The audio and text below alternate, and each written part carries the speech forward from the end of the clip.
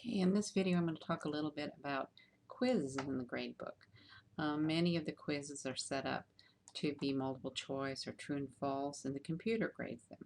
However, if you want to use any essay type questions, then you'll need to go in and manually grade those. And I can see that this chapter quiz needs grading, and I know that that's because there's an essay question in there. So I need to go in and grade that essay question. I would click on the chevron, and again, view grade details.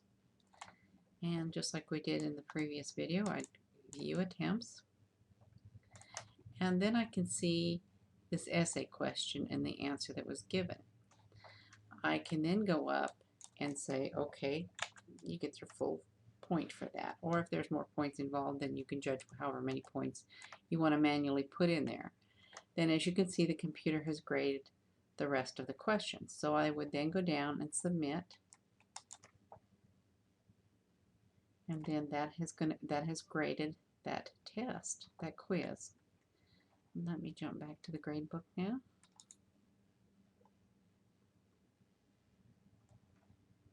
And you can see that that has 4. Now if I want to go back and look in it again, I would just go through the same process, and I can scroll down and look through those questions and answers. And I could manually override one. Perhaps a student has shown me a place where the textbook conflicts with the question, so I wanted to go in and manually, and let me go ahead and click on that, and I'll go ahead and click on the attempt this time and go right into the question. Maybe I've decided, oh, this isn't right, so I could actually go in there if I wanted to, and I could override that and scroll down and submit. So you do have control, and you can see now there's 3 points involved in this.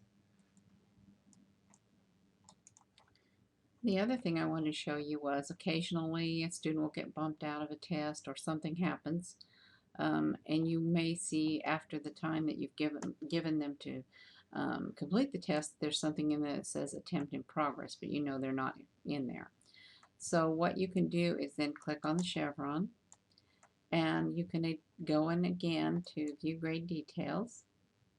You can see when they started to take it, and I usually then look at what they've done to see how much. If they've answered a lot of questions, then I won't clear it. I will go in and undo the forced completion so they can get back in and take the test.